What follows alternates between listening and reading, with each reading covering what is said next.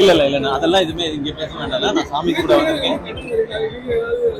இல்லண்ணா, நான் அதை பத்தி இங்க பேச வேணாம், நம்ம வேற எங்கேயாவது பேசலாம். பட் இந்த மாதிரி விஷயங்கள் நடக்கக்கூடாதுன்றதுதான் எல்லாருமே நினைக்கிறது.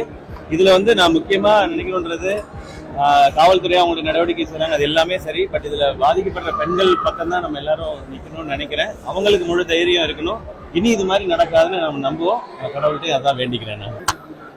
நான் கோயிலுக்கு முன்னாடியே வர வேண்டியது, அந்த டைம்ல தான் நமக்கு இந்த வெள்ள எச்சரிக்கை எல்லாம் இருந்ததுனால வந்திருக்கேன். நான் இன்னும் அடுத்தடுத்து முருகர் கோயிலுக்கு போறேன். அடுத்து திருப்பரங்குன்றம், பழனி எல்லாமே இருக்கு. அதனாலதான் அப்படியே பரபரப்பா போயிட்டே இருக்கும். அறுபடை வீடும் பார்க்கணுன்றது ரொம்ப நாள் ஆசை, ஒரே டைம்ல பார்க்கணுன்றது. அதுக்கு தான் இப்படி ஸ்டார்ட் பண்ணிருக்கேன். அது இப்ப திருச்செந்தூர் வந்திருக்கேன். நான் ரொம்ப மகிழ்ச்சி. எப்ப இங்க வந்தாலும் ஒரு மனசுக்கு ஒரு ரொம்ப பாசிட்டிவா இருக்கும். அது அமரன் வெற்றிக்கு நன்றி சொல்ல வேண்டியது ஒரு முக்கியமான கடமையா இருந்தது.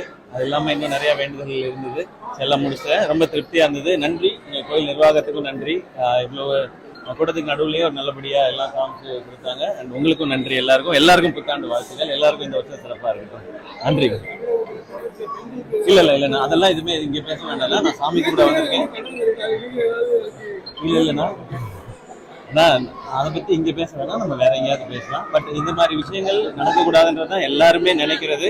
இதுல நான் முக்கியமா நினைக்கணுன்றது, காவல்துறை அவங்களுடைய நடவடிக்கை செய்றாங்க, அது எல்லாமே சரி. பட் இதுல பாதிக்கப்படுற பெண்கள் பக்கம் தான் நம்ம எல்லாரும் நிக்கணும்னு நினைக்கிறேன். அவங்களுக்கு முழு தைரியம் இருக்கணும்.